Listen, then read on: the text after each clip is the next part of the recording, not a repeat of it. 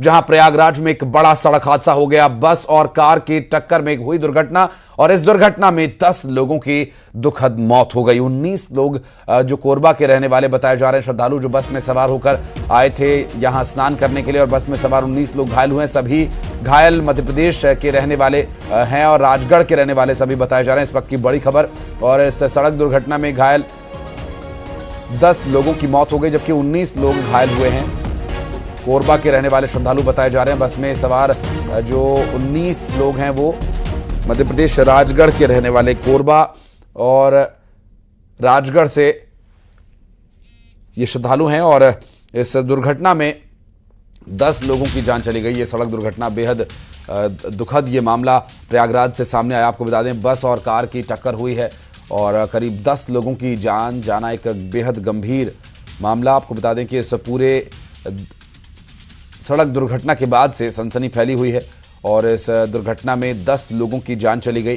प्रयागराज से ये पूरा मामला सामने। आपको बता दें कि इस पूरी दुर्घटना को लेकर अब तक जो डिटेल्स मिल पाई उसमें बस और कार की टक्कर होने की वजह से 10 लोगों की जान जाना बताया जा रहा है। और इस दुर्घटना की यदि बात करें तो ये किस वजह से हुई, क्या कुछ इसके कारण थे, अभी तक स्पष्ट नहीं हो पाया। सर्वेश हमारे सहयोगी इस वक्त जुड़ गए, बात करेंगे उनसे। सर्वेश, कब की है ये दुर्घटना और कैसे हुई ये दुर्घटना, अभी क्या डिटेल्स मिल पा रही?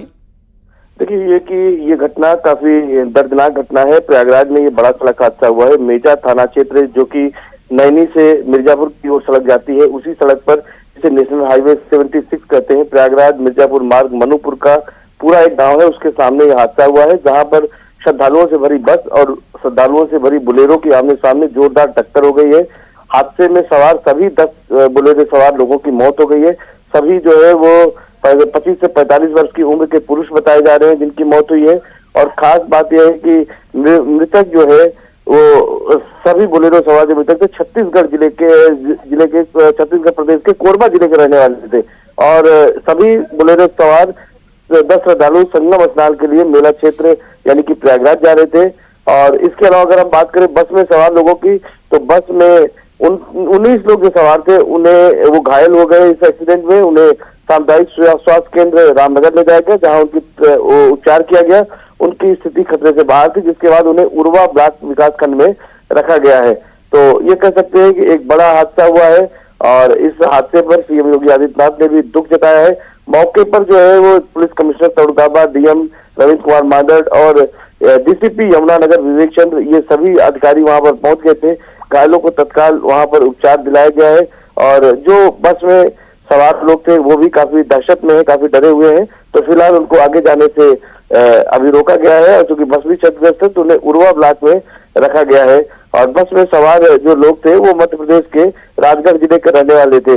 अभी इसके क्या कारण थे, क्यों यह हादसा हुआ, क्या बस की रफ्तार तेज थी या बोलेरो की रफ्तार तेज थी, अभी इस वजह का पता नहीं लगा है, लेकिन इस मामले में भी जांच पड़ताल की जा रही है। जी बिल्कुल, और ये दुखद मामला है। और ये जो दुर्घटना है, एक बार फिर से सवाल खड़े हो रहे हैं कि किस तरह से सड़कों पर चलने वाले लोगों को अभी सावधानी बरतने की आवश्यकता है और इस मामले की जांच की भी आवश्यकता है। लेकिन जो मध्य प्रदेश और छत्तीसगढ़ के रहने वाले हैं, उनके परिवार वालों से सर्वेश क्या संपर्क हो पाया, किस तरह से जो जिनकी दुर्घटना में मौत हुई है, अब आगे कैसे उनकी बॉडीज उनके परिवार वालों को सौंपी जाएंगी, प्रशासन क्या कह रहा है इस बारे में?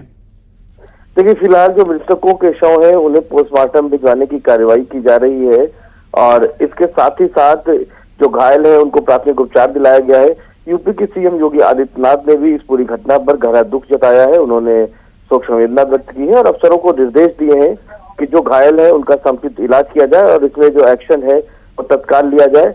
तो फिलहाल अभी जो प्राथमिकता है प्रशासन की और शासन की, वो घायलों को सही उपचार देने की है और जो बॉडीज है उनको डिस्पोज ऑफ करने के लिए उनके परिजनों को सूचना देने की और इसके साथ साथ उन्हें इस बात के लिए बताने के लिए कि यह हादसा हुआ है वो जानकारी जो है जुटाई जा रही है और उनको दी जा रही है।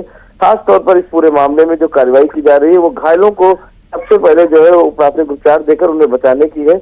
गाड़ियों को दोनों सड़क से हटा दिया गया है, आवागमन पूरी तरह से अब खुल गया है। मौके पर स्थिति अब जो है बिल्कुल ठीक है, सड़क पर आवागमन हो रहा है।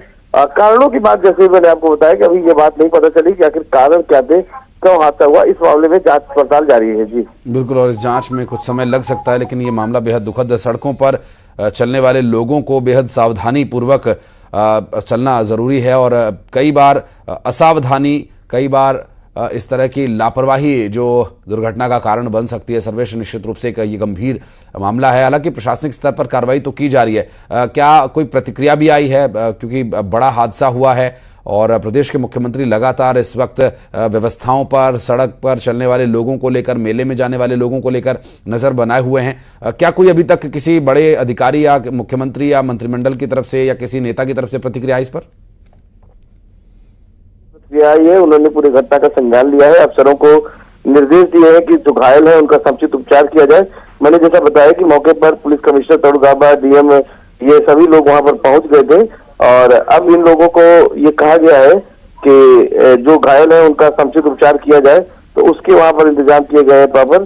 तो ये कहा जा सकता है कि यहाँ पर जो है सभी जो इंतजाम है माकूल वो अधिकारियों द्वारा किए गए हैं। अधिकारियों ने मौके का निरीक्षण किया है, जेसीबी मशीन से हाइड्रा लगाकर वाहन को जो है हटा दिया गया सड़क से। जो तस्वीरें आई हैं वो बड़ी भयावह है, क्योंकि जो बोलेरो कार है उसके परखच्चे उड़ गए थे।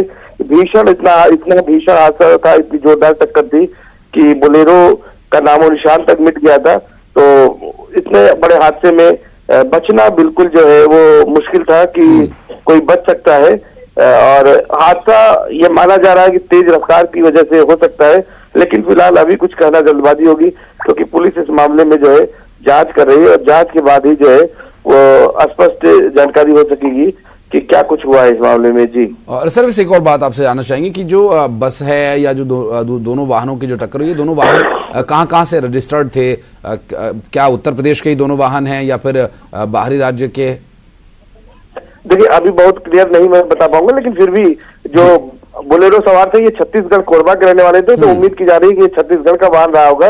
और जहां तक बस की बात है तो बस भी जो है वो सर्वेश, हम फिर लौटेंगे। आप नजर बनाए रखिएगा आगे डिटेल्स लेने के लिए। बहुत बहुत शुक्रिया फिलहाल जानकारी देने के लिए, हमारे दर्शकों तक जानकारी पहुंचाने के लिए। एक दुखद हादसा जो कि 10 लोगों की जान जाने का कारण बना है। बहुत शुक्रिया फिलहाल आपका इस पूरे मामले पर जानकारी देने के लिए।